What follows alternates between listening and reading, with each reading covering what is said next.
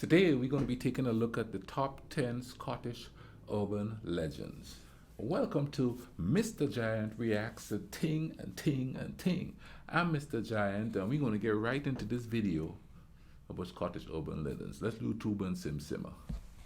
Hello everyone, welcome back to Most Amazing Top 10. I am joined today by my good friend Charlotte. Hello. I'm not actually sure if we've ever done a video together, have we? I think we've done a couple, maybe? I don't know. Maybe a while ago on I.O., which Charlotte is the host of. Yes, I am. And what do you want them to do?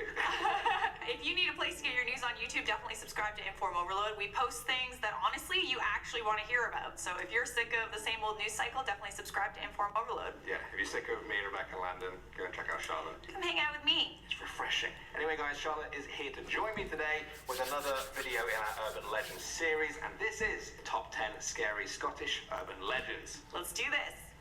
Starting things off at number 10, we've got the Gorbals vampire. Back in September of 1954, the children from Gorbals in Glasgow went on a monster hunt looking for the creature that killed their two friends and drank their blood. For 3 nights, hundreds of children between 4 and 14 carried knives, stakes, clubs, and crucifixes and stormed into the creepy necropolis graveyard known locally as the City of the Dead. They were hunting a vampire that was said to be 7 feet tall with blood-red eyes and sharp iron teeth. The children called him the Gorbals vampire. This was actually a real event. On September 23rd, Constable Alex Deeprose was called to the City of the Dead because of a disturbance and found hundreds of armed kids looking for a vampire. Local news outlets picked up the story. Headlines said things like, "Amazing scene as hundreds of children rush cemetery." But the report about the 2 missing children ended up being false. The police heard of no missing children reports at the time. The Gorbals vampire was dismissed as an urban legend, and some say the kids were inspired by American comic books like Tales from the Crypt and The Vault of Horror. Oh, wow. Number 9 now, guys, we have the Devils in the Bins. The House of the Bins is an old Scottish ancestral home. General Tam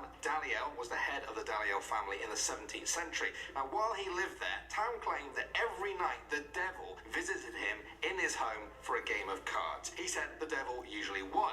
Now, in retrospect, this might have been a good thing. You see, one night the devil appeared as usual, and as usual, the devil and Tam sat down to play cards. This night was different, though. This night, for the first time ever, Tam seemed to be getting the upper hand. He was winning. As the game went on, the devil got more and more angry about this. Eventually, when the game looked lost for him, he flew into a rage. The devil then threw a single marble at Tam. It missed and instead landed in the sergeant's pond outside the house. Now, for many years, people laughed at Tam and dismissed his story as insane. Then, over 200 years later, the pond outside was apparently drained, and what should they find buried in the mud at the bottom but a single shiny marble? He lost his marble. One marble. One marble? Now, whenever I watch these urban legends and stuff, I try to look for some correlation of what the culture was at the time and what are how should I put this? The implications behind the urban legend. Okay, so this gentleman here was gambling with the devil. Now, if you want to get all kind of, how should I put it, conspiratorial, just questioning.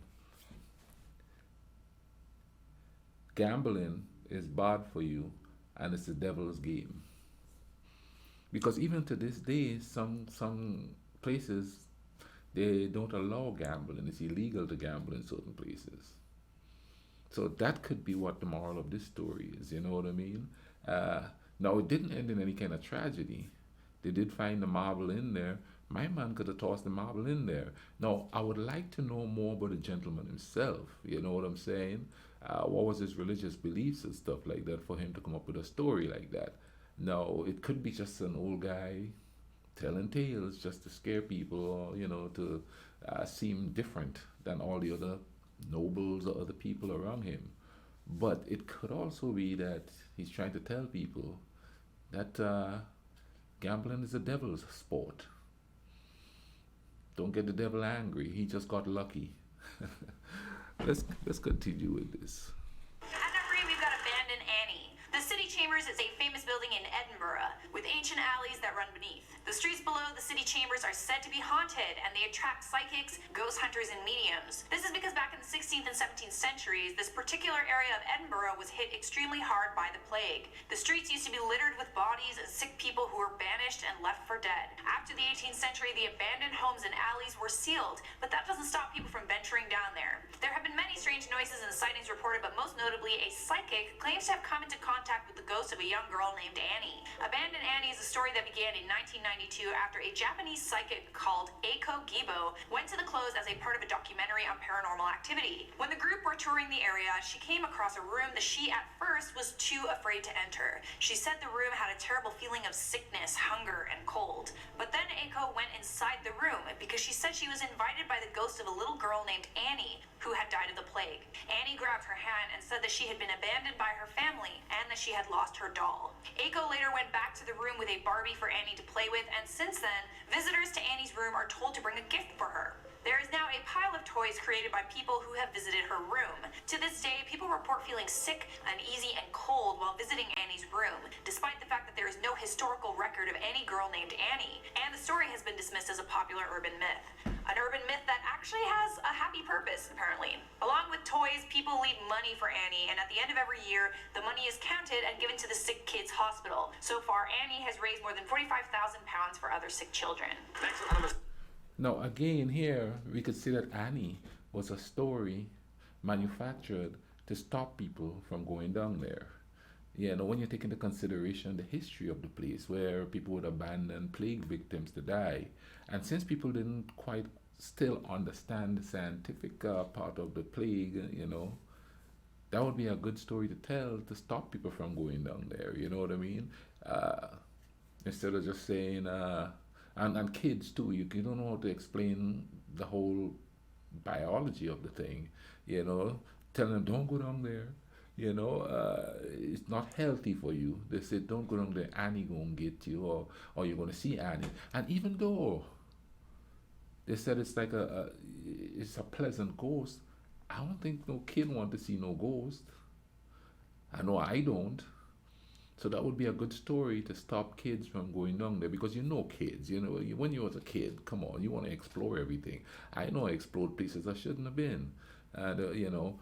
However, I remember stories of places where, like, my mom didn't want me to go, and she'd tell me that there's a voodoo woman down there, and there's always an old lady living down that road, you know, that my mom never wanted me to go down there. For whatever reason, I don't know, she didn't want me to go down there. She wanted me to come one way home, I guess because take the safe route home. She'd say, you know, like, you know, there's an Obeah woman living down there. Obeah and voodoo is pretty much the same thing. There's an Obeah woman going down there. She's going to get you. So I would never take that road. I'd take the other road. And that could be the purpose of the Annie story. You know, because adults would go, ghosts ain't real, and they're going to go check it out. But younger people, they're going to want to go down there, you know, not thinking about it, you know. And probably people went down there and did illicit stuff too anyway. So they're trying to keep people out. But that's what they used back in that time, I guess. And I don't know how long ago. Well, you know, the plague, that was a while back, wasn't it? Let's keep. So now, guys, we have the A75. Now, that is the name of what's said to be the most haunted road in Scotland, bar none. It runs through the county of Dumfriesshire and has been a hub of reports of supernatural activity over the years. It's actually attracted paranormal investigators to it from all over the world. Kathleen Crone is the founder of Mostly Ghostly. Great name, by the way. Now, she said there have been screaming hags, eyeless phantoms, and a menagerie of unearthly creatures witnessed on this famous road. In 1962, perhaps one of the most famous sightings occurred on the road. Derek and Norman Ferguson were driving along the road when a large hen apparently flew into the windscreen of their car. They then saw huge cats and other monstrous creatures pass by them, as well as a phantom furniture van, whatever that is, all of which vanished into thin air. In the years since then, the number of stories has grown to the point where some truck drivers actually avoid the A75 altogether. Wow. Alright, it is time for number 6, the boneless. The The true story of the boneless comes from the Shetland Islands, a group of small islands off the coast of Scotland, where the inhabitants were once terrorized by a ghostly blob.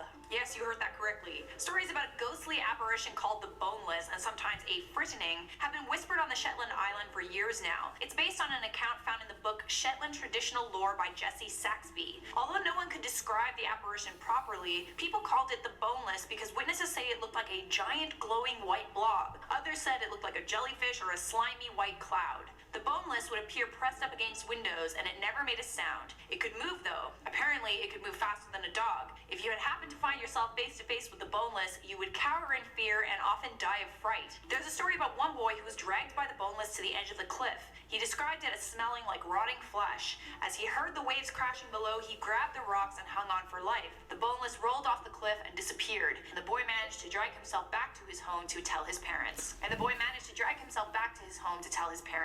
Next, at number 5, we've got the haunting of Castle Stuart. The story goes like this. The Earl of Moray inherited Castle Stuart from his father. He wanted to rent it out, but he couldn't because the castle had such a bad reputation for being haunted.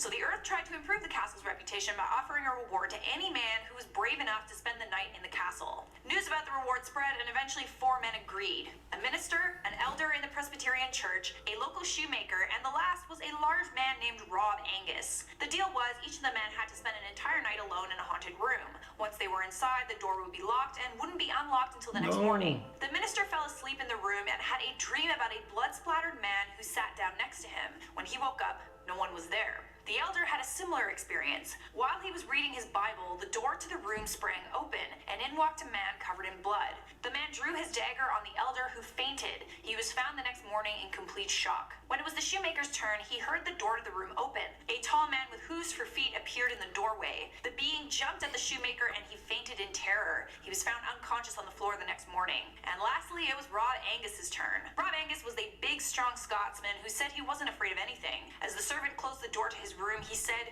"You will find me as I am, or dead." When the servant returned in the morning, the furniture in the room was broken and all over the place, but there was no sign of Rob. But then the servant looked out the window and saw Rob Angus lying on the ground, dead. At some point, Rob Angus fell out of the window or was pushed. Various sightings and reports of paranormal activity over the years have given Castle Stuart the reputation of being one of the most haunted castles in the world. Coming in number 4 Oh, he now, guys, jumped. we have Arthur's Seat Coffin. Coming in number 4 now, guys, we have the Arthur's Seat Coffins. This one comes from Edinburgh. Arthur's Seat is a rocky hill there, sort of a landmark, if you will. One day in 1836, 5 local boys discovered an entrance to a small cave on the rugged northeastern face of that famous hill. There, they found some intricately carved miniature figures set in coffins. I know, that's incredibly creepy. The 17 coffins had actually been left undisturbed for an unknown amount of time. Each casket contained expertly carved human effigies, creepily dressed in very unique clothing. I've heard They this had before. painted black boots on and twisted facial expressions. In the years since then, these creepy coffins have defied all attempts to explain them. This has opened the door to a number of creepy urban legends surrounding them. The most popular is that they were created to commemorate the 17 victims of the notorious Edinburgh murderers and grave robbers,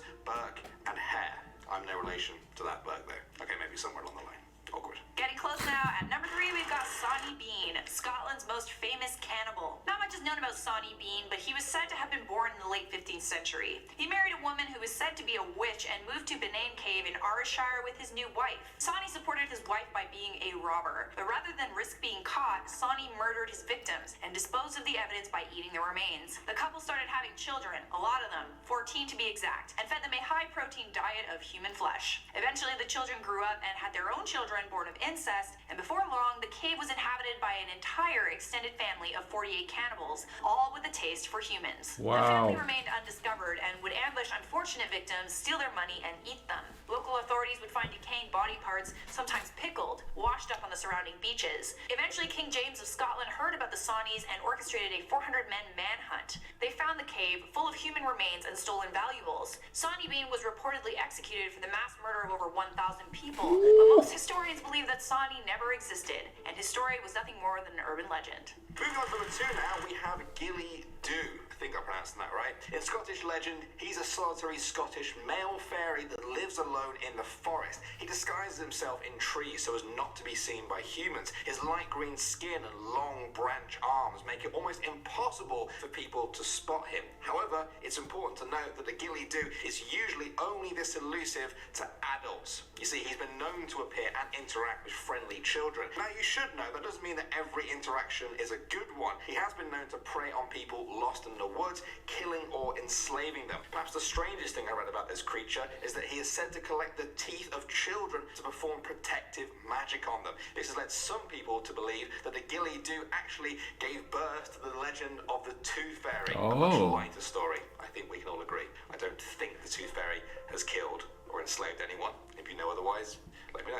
And finally, number one now, we have the Mackenzie Poltergeist. This is perhaps the most famous ghost story in all of Scotland. The Black Mausoleum is the name of a tomb in Edinburgh's Greyfriars Cemetery and has become famous as the home of an evil paranormal entity. Over the years, visitors have reported feeling extreme hot spots and cold spots. They leave with cuts, bruises and burns on their body. Photographic evidence for the legend includes pictures of these injuries as well as pictures from inside the tomb that some claim show an unidentified shape. Others have reported seeing a white figure in the dark, smelling strange odors and hearing knocking noises under the ground and even from inside the tomb itself. If that wasn't enough for you, locals have gone to the grave some days to find dead animals in front of the Black Mausoleum. Some people have even claimed to have been possessed, which led to the grounds being exorcised twice, both unsuccessfully, apparently. In the past few decades, it seems as though the Mackenzie poltergeist has begun to spread. Poltergeist activity has been reported in 4 different houses around the graveyard, and in 2002,